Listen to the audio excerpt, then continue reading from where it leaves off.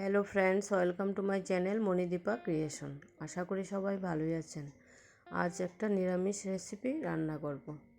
সঙ্গে থাকুন, ভিডিওটি শেষ পর্যন্ত দেখুন। যদি ভালো লাগে আমার চ্যানেলটি সাবস্ক্রাইব করে দেবেন প্লিজ।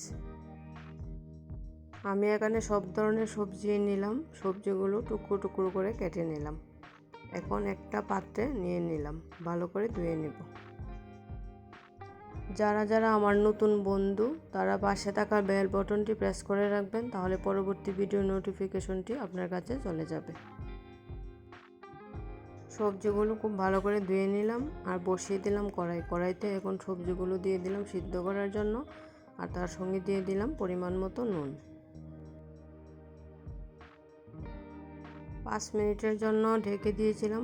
5 মিনিট পর দিয়ে দিলাম কাঁচা লঙ্কা, জিরে গুঁড়ো, হলুদ গুঁড়ো দিয়ে একটু নেড়ে চেড়ে আবারও 5 মিনিটের জন্য ঢেকে দেব।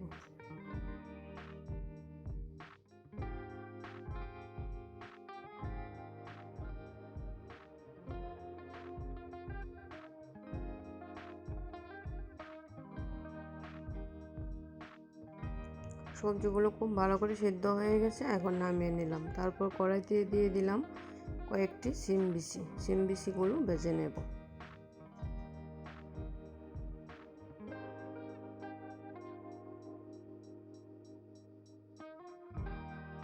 তারপর ফোড়নে দিয়ে দিলাম শুকনো লঙ্কা, তেজপাতা আর পাঁচফোড়ন।